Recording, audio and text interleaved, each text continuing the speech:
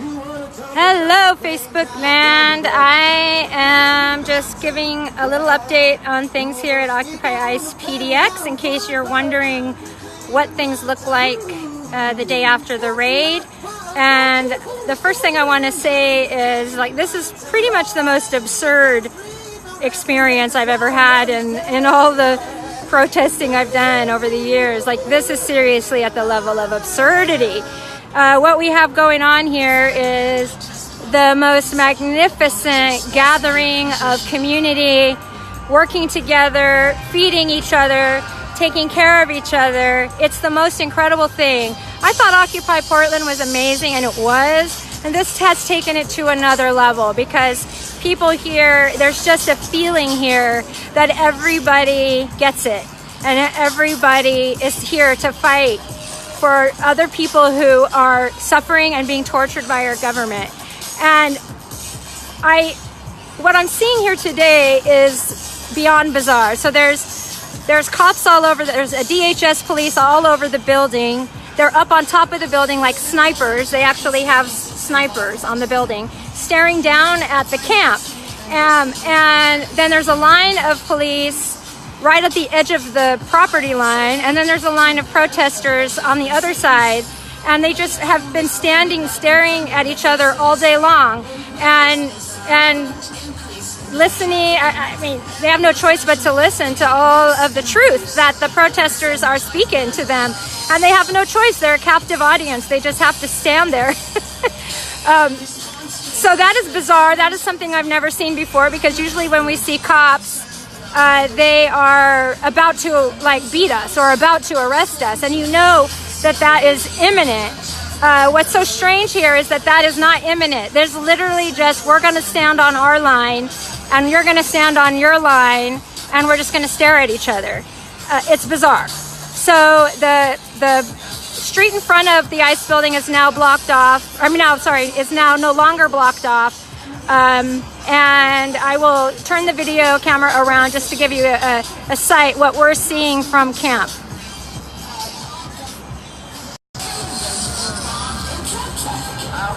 So here is the building as it stands today. You can see all of the officers sort of just guarding it. They're just kind of standing around. Then you can see those guys up on the top. So those are the snipers, and they basically walk around the entire building, staring at the camp, staring at us, sometimes waving. But yeah, their job is just to stand there and look scary and have guns on them and basically intimidate us and spy on us, really, which is really kind of sick. So then here's all these guys just standing around. Now I'm going to point out in particular this space right here. Okay. So that space was the former site of the altar. It was a beautiful display of candles and prayers and amazingly beautiful healing energy and very protective energy, and a lot of energy was put into that altar.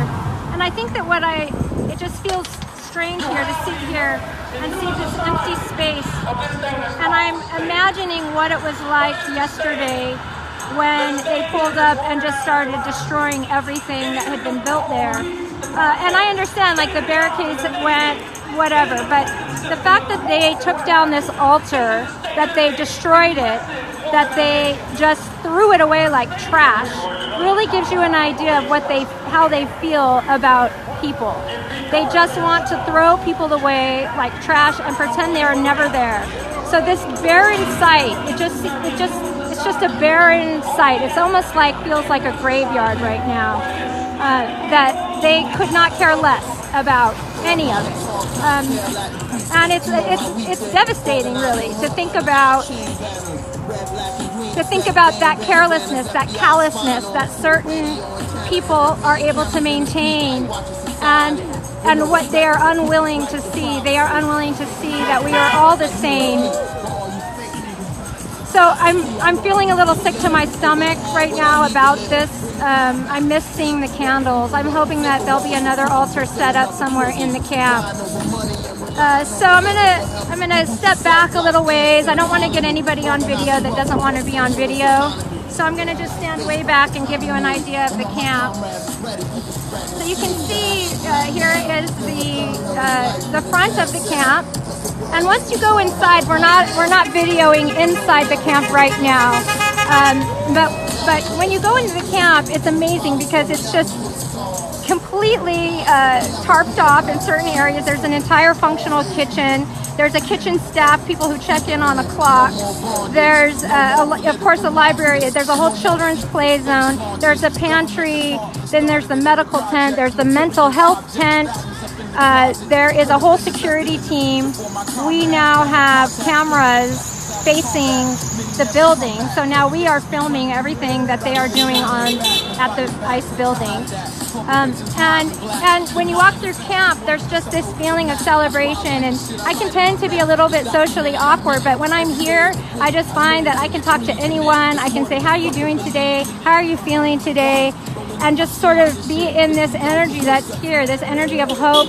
And it's an energy of like, if there's nothing else you can do but stand in this place with these people and build a community and press back against authority, it's something that we can do, and it's the only thing that I know how to do in these circumstances. This is it. This, rather than sit home and stare at Facebook and get more and more depressed, I highly encourage any of you who are anywhere near anything like this, or even to start something like this in your city.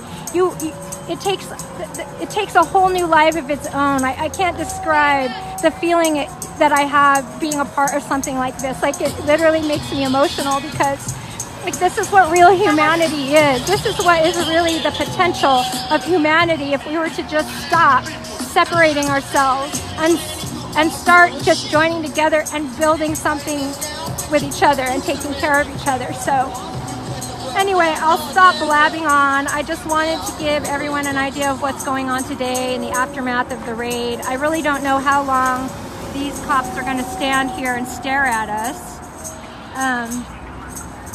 We've given them all names, anywhere from Bubbles to Sunflower to Blossom. One of them's name is Blossom. So, you know, and I can kind of tell that these guys don't really want to freaking be here. Like, I heard last night the vigil was really emotional and that some of these officers actually broke down and they had to step out of the line because there were immigrants speaking at the vigil and expressing their stories and telling the world, you know, their experience of being an immigrant in this very, very cruel country. And some of these cops kind of got emotional and had to step away, and you know, I guess that gives me a little bit of hope. There is humanity somewhere in here. I just wish that they could understand that there is other work. I could teach them all how to code. They'd be making a lot more money a lot faster. I wish that they didn't think that this was their only option for work. And of course there's always the few sick ones who get off on this shit. But these are not ICE agents. These are DHS agents or officers. And so I think they're also a little frustrated with this situation because a lot of them really just don't want to be here. You can just tell they just don't want to be here. So anyway, I'll move on and I'll check in again with you. And if you have any questions, just send me a message. This is a very incredible experience, something like I've never experienced in my life. I highly encourage you to get engaged in your community and do something to help, something to make change, something to push back against, to resist this horrible, oppressive nature of what is happening in our country. We all have a voice. This is what we're about. So please get involved. All right, have a good day.